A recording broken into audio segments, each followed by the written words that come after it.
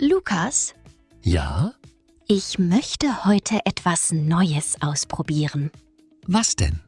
Ich möchte neue Fußballfans kennenlernen. Das ist eine tolle Idee. Aber ich bin ein bisschen nervös. Das ist ganz normal. Wirklich? Natürlich. Jeder ist manchmal nervös. Dann versuchen wir es zusammen. Genau. Hallo und herzlich willkommen bei Alles klar. Schön, dass ihr wieder dabei seid. Heute lernen wir, wie man neue Leute auf Deutsch kennenlernt. Direkt nach einem Fußballspiel. Los geht's! Lukas, wie beginnt man ein Gespräch? Ganz einfach. Mit einem freundlichen Hallo. Nur das? Ja. Ein Lächeln hilft auch. Das klingt leicht. Ist es auch. Und was frage ich dann? Zum Beispiel, wie heißt du? Oder woher kommst du? Genau. Ich sehe dort 2 Fans. Dann gehen wir hin. Hallo, Hallo. ich heiße Anna. Schön, dich kennenzulernen.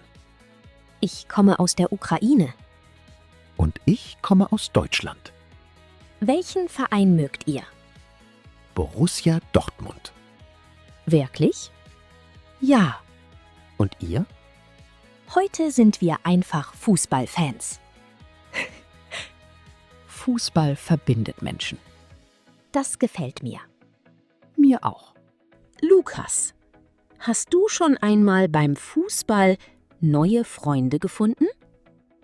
Ja. Vor einigen Jahren. Was ist passiert?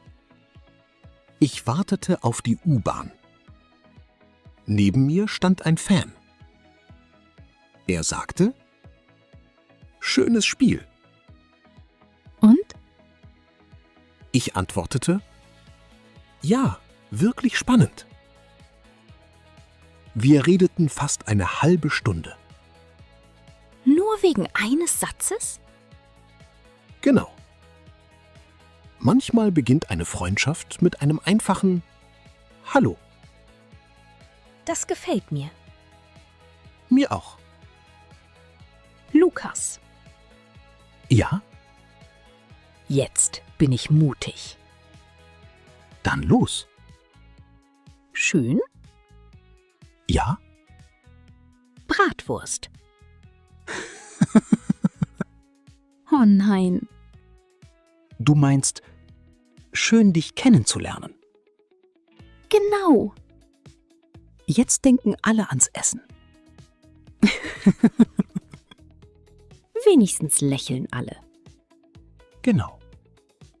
Wer sollte zuerst Hallo sagen? Jeder kann den ersten Schritt machen. Ich finde auch. Ein Lächeln macht alles leichter.